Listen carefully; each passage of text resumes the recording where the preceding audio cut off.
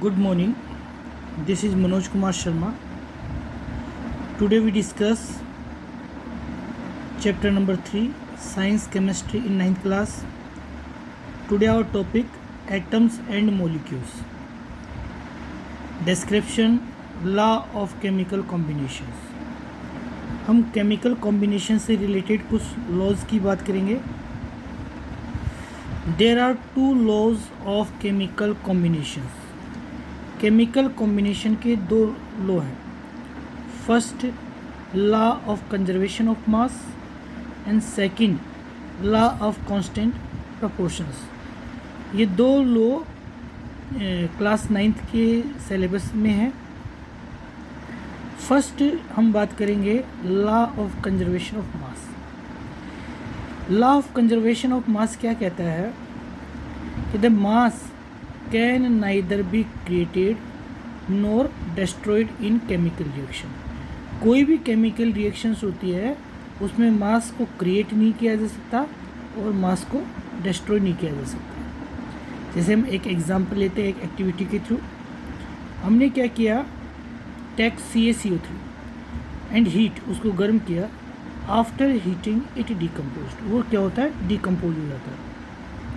जैसे CaCO3 calcium carbonate, इसको गर्म किया, गर्म करने से ये कैल्शियम ऑक्साइड और कार्बन डाइऑक्साइड में चेंज हो जाता है. अगर हम कैल्शियम ऑक्साइड कार्बोनेट की मास की बात करें, कैल्शियम का 40, कार्बन 12 एंड ऑक्सीजन 16, तो टोटल कैल्शियम कार्बोनेट का मास हो गया 100 ग्राम, 100 unified. After decomposition calcium oxide और कार्बन डाइऑक्साइड की फॉर्मेशन होती है. कैल्शियम ऑक्साइड का मास 56 और आपके कार्बन डाइऑक्साइड का मास 44. दोनों का जब हम सम करते हैं तो 100. तो यहाँ केमिकल रिएक्शंस में मास क्या रहता है, इक्वल रहता है, जो लॉ ऑफ कंजर्वेशन ऑफ मास को रिप्रेजेंट करता है. तो हम ये क्या कह सकते हैं कि मास can neither be created nor destroyed in chemical reactions. Second जो हमारे पास में जो लॉ है वो है लॉ ऑफ कांस्टेंट प्रोपोर्शंस. इस लॉ के अकॉर्डिंग क्या होता है कि कोई भी केमिकल सब्सटेंस, चाहे वो एलिमेंट्स हो या किसी भी फॉर्म में हो, the elements are always present in definite proportions. तो किसी भी केमिकल सब्सटेंस के जो एलिमेंट्स हैं वो हमेशा डेफिनेट प्रोपोर्शंस में होते हैं बाय मास, यानी मास के डेफिनेट प्रोपोर्शंस में होते हैं. चाहे आप उसको किसी भी वे से प्रिपेयर कीजिए, लेकिन उनका मास क्या रहता है, डेफिनेट रहता है. जैसे कि एक एग्जांपल हमारे पास में वाटर का अगर हम रेशियो निकालें बाय मास, तो hydrogen to the mass of oxygen is always 1:8. Water में हाइड्रोजन और ऑक्सीजन का जो रेशियो होता है वो 1:8 होता है.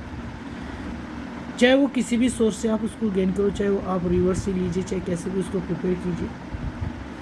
अगर 9 ग्राम वाटर हमारे पास डिकम्पोज होता है तो 1 ग्राम उसमें हाइड्रोजन रहेगा और 8 ग्राम उसमें ऑक्सीजन रहेगा. यानी इनका जो मास रेशियो है वो भी 1:8 ही होता है. तो ये लॉ ऑफ कांस्टेंट प्रोपोर्शंस को रिप्रेजेंट करता है. नेक्स्ट हम बात करेंगे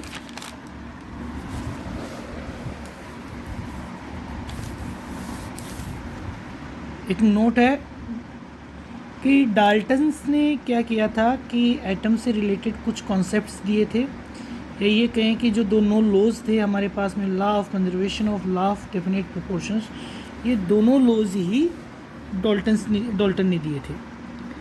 इसके अकॉर्डिंग डाल्टन ने अपनी एक एटॉमिक थ्योरी दी थी. उसमें ये कहा था कि कोई भी मैटर, एलिमेंट, कंपाउंड या कोई मिक्सचर हो कंपोज के, तो वो स्मॉल पार्टिकल्स से मिलकर के बना होता है और इन स्मॉल पार्टिकल्स को एटम्स कहा जाता है. उन्होंने कुछ पोस्टुलेट्स दिए. उनके फर्स्ट पोस्टुलेट में थे कि all matters is made by very tiny particles. कोई भी मैटर होगा बहुत ही छोटे छोटे पार्टिकल्स से मिलकर के बना होता है. Atoms are individual particles. ये एटम्स इंडिविजुअल टाइप के पार्टिकल्स होते हैं जिनको हम क्रिएट नहीं कर सकते, जिनको हम डिस्ट्रॉय नहीं कर सकते. Atoms of a given elements are identical.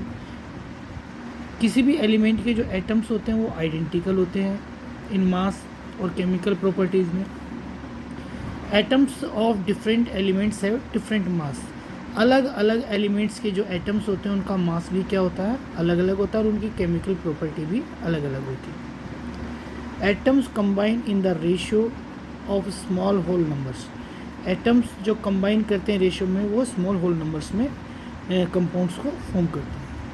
ये हमारे पास कुछ एटम्स और मॉलिक्यूल्स है जिनकी हमारे पास में साइज़ दी हुई है। हाइड्रोजन एटम की जो साइज़ होती है 10⁻⁻10, मॉलिक्यूल ऑफ वाटर की 10⁻⁻9, मॉलिक्यूल ऑफ हीमोग्लोबिन की जो साइज़ होती है, रेडियस होती है 10⁻8। अगर हम ग्राम ऑफ सेंट की बात करें तो 10⁻4, एंड की जो होती है 10⁻3, एंड एप्पल की अगर हम बात करें तो उसकी साइज जो रेडियस होती है 10⁻1। ये सारी रेडियस मीटर में है। Thank you, have a nice day.